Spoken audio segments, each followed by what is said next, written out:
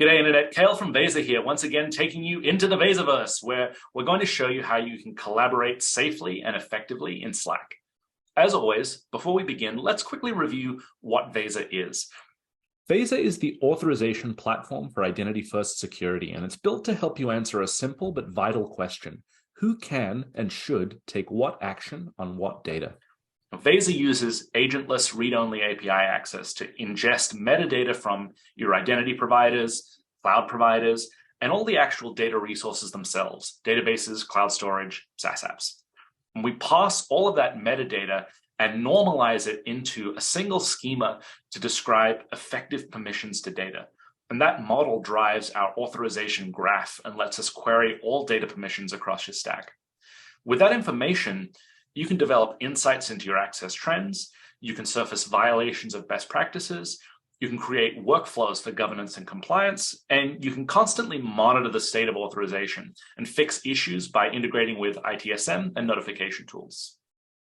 So today we're going to talk about understanding and controlling access to sensitive information in Slack. I'm joined here today by Jim Lester, founding solutions architect here at Veza and one of the most active contributors to our open authorization API community. Jim, how you doing? Very good. How are you doing? Excellent. Thank you. And we also have Mitch, product manager here for Veza Integrations and for the Open Authorization API. Mitch, how are you? I'm great, Kale. Thanks for asking. Excellent. So let's talk about Slack. And we know that instant messaging systems like Slack are the backbone of modern business operations. And this isn't just for remote companies either. Even if most of your employees are in the office every day, still, the majority of conversations and decision-making are taking place in these digital spaces now. And these conversations encompass everything from financial data, strategic plans for your company, personally identifiable information about your employees, customers, vendors, partners, right? Correct. And it takes a great deal of trust by users to fully leverage these tools to build those kind of important relationships, whether they're internal or external, and to be able to collaborate effectively with their teammates and stakeholders. So Jim, you built this integration for us. What are some of the risks that companies should be watching out for, and what were you trying to capture with this integration? Yeah, absolutely. The things that we tried to capture in this integration are pretty applicable to a wide range of applications. But we focused on a couple problem areas. Up top, just basically understanding who are your admins. People who are admins in Slack have a pretty lofty set of responsibilities in terms of being able to view all of the data in your Slack, poke around in channels, all the way up to being able to delete the entire Slack environment. So you really want to make sure you've got a handle on who are your admins and why.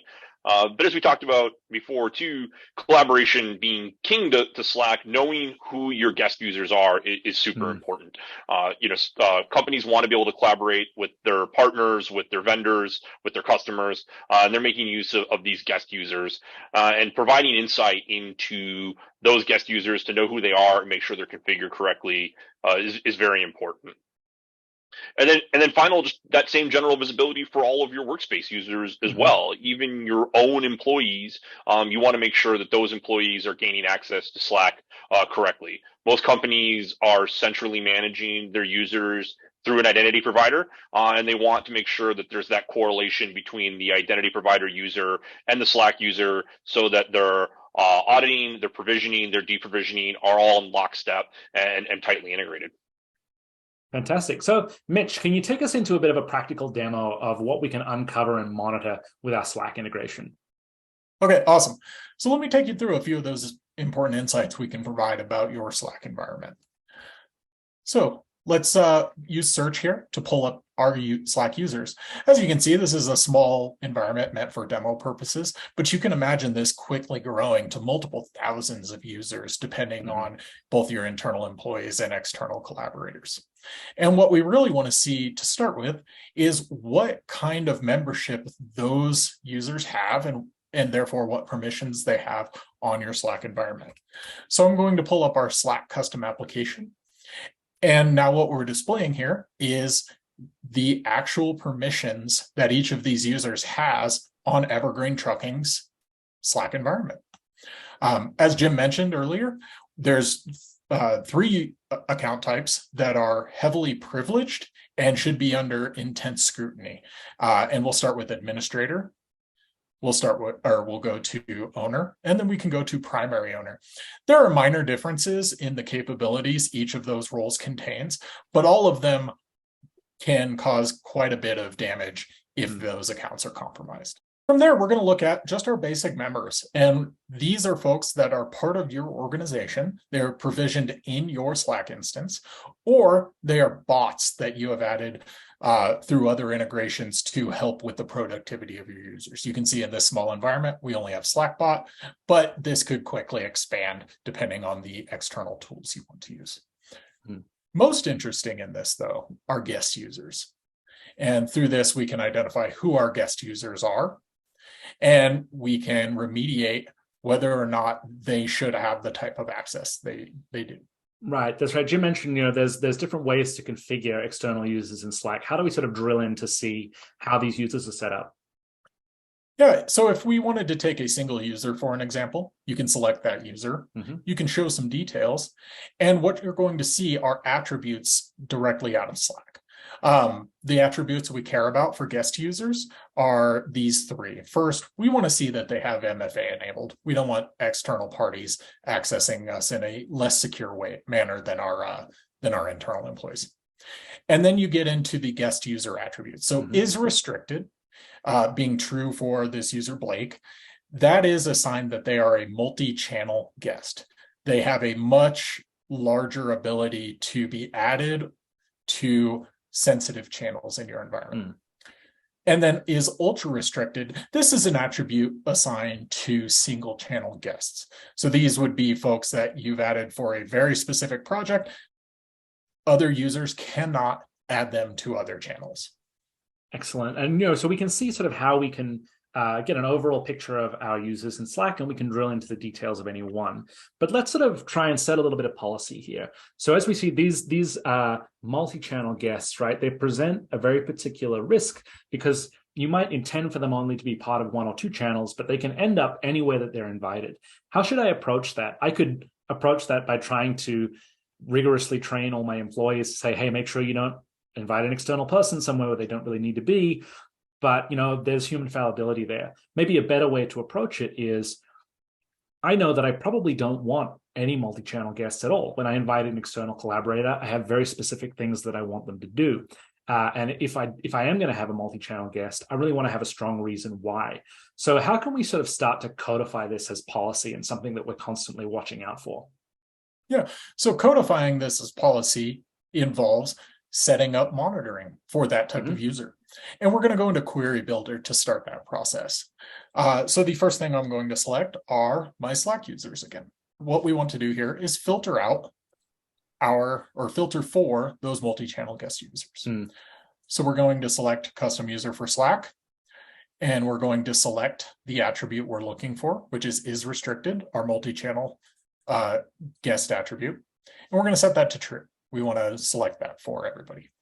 But we also don't want this report populated by single channel guests who represent quite a bit less of a risk to your business. So we're going to then use a filter on the is ultra restricted attribute. And we're going to say this is false. We're not interested in surfacing the single channel guests through this query. So we save that, and we're left with those three same guest users we had before, but that was expected based on the way so we can find these three, right? And I can go and deal with them maybe by changing their level of access. But how do I monitor for these types of users that might crop up in the future? So that's where Query Builder really helps us out here. So we can save this, and we will call this, let's call this Slack MC guests, and we'll just use that same title for the description. And obviously, if we're codifying 0 multi-channel guests, we want to mark this as a violation, so it shows up in your dashboards properly. So we'll save that. And then the powerful thing is, on saved queries, we can add alerts to those queries. And so let's say we would like this query to always return a result of 0. We're going to set a rule for alerting that if it increased to more than 0, which right now we're showing 3, we're going to trigger an alert. Okay, and when we actually get to alerts, like Jim, so we have a lot of different integration options here. So we have a few different ways that we can approach, solving these problems of a new multi-channel guest, right? Yeah, absolutely. So with our alert functionality, we can take a couple different actions. We can do something simple like sending out a Slack message or a Teams message or an email that just says, this event has occurred, and there's some basic information that then somebody could take a look at. But we can also go up to more advanced integrations like ServiceNow. We can actually open a ticket, which would allow somebody to actually to go take an action, review it, close the ticket, and you actually end up with that audit trail that action was taken, all the way up to the ability to do custom webhooks. So we can send out a webhook with all the pertinent information in it, and you can write integration to do anything you want with that, which could include calling the Slack API and removing the user directly if that's what you wanted to do. This sort of covers off our multi-channel guests. Another thing that we mentioned up top is this problem of internal users that are getting access to Slack via other channels than our IDP. How do we dig into that? So we're going to use Query Builder for that same exact. We're going to select our Slack users. And, we may be a small trucking company, but we're pretty advanced in our adoption of cloud infrastructure. And we use Azure AD as our IDP.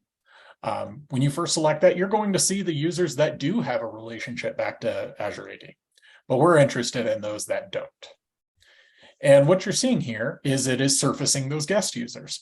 And the purpose of this query we're building is to surface internal users with an incorrect method of accessing Slack.